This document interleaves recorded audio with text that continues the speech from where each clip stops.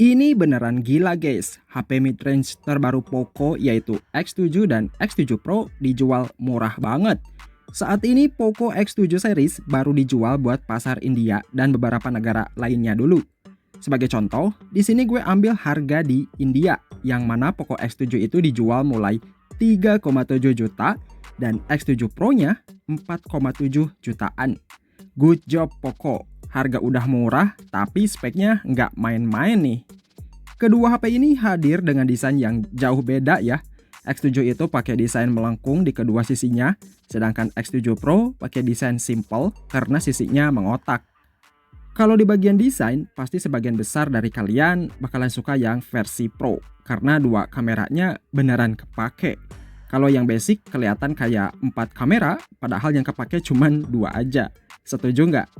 By the way, lubang 3,5 mm sama slot microSD di keduanya udah nggak ada ya guys. So, terima aja lah. Next ke bagian layar, dia punya ukuran yang sama di 6,67 inci Crystal Res AMOLED dengan resolusi 1,5K.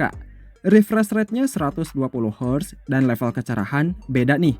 Kalau Pro-nya di 3200 nits dan 3000 nits di versi basic.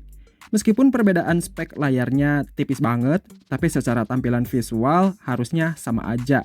Paling yang beda itu di X7 layar lengkung dengan lapisan Gorilla Glass Victus 2. Kalau X7 Pro layarnya datar dan pakai Gorilla Glass 7i yang jauh lebih kuat.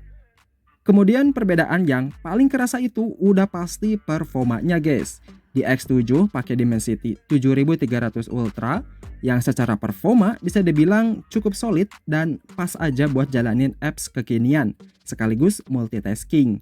Karena RAM-nya LPDDR4X dan storage UFS 2.2. Terus hasil Antutunya bisa dapat di angka 600 ribuan poin lebih.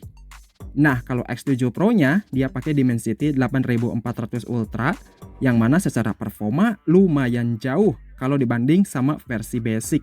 Jenis RAM dan storage-nya udah LPDDR5X dan UFS 4.0.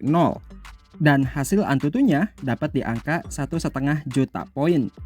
So, buat penggunaan game berat sekalipun X7 Pro ini udah aman pakai banget. Lalu buat software, keduanya udah keinstall HyperOS, cuman yang versi biasa, dia masih Android 14 berbasis HyperOS 1 dan Android 15 HyperOS 2 buat versi Pro-nya. Dan kalau ngomongin fitur AI, untungnya mereka udah punya, seperti AI Eraser Pro dan AI Image Expansion. Tapi kalau ngomongin software, yang pasti versi Pro jauh lebih komplit dibanding versi basic. Nah, buat kameranya, di X7 dan X7 Pro dibekali resolusi 50 megapiksel with OIS Sony IMX882, 8 megapiksel ultra wide, dan khusus di X7 ada lensa tambahan tapi gimmick, yaitu 2 megapiksel makro.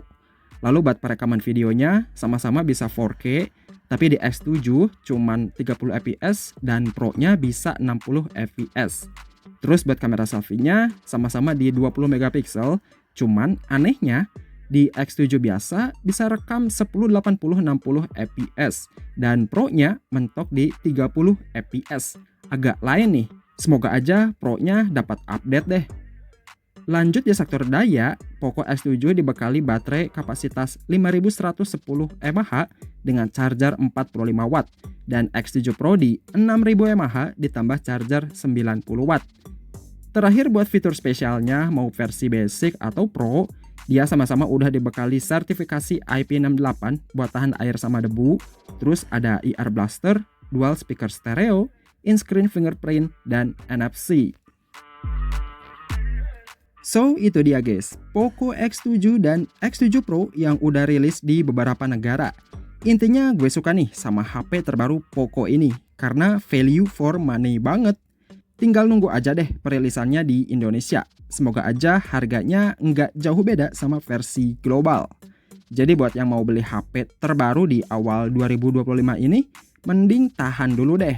Kalau kalian ngincer sama performa dari SoC-nya. Ya udah, jadi segitu aja buat video hari ini. Kita ketemu lagi di konten selanjutnya.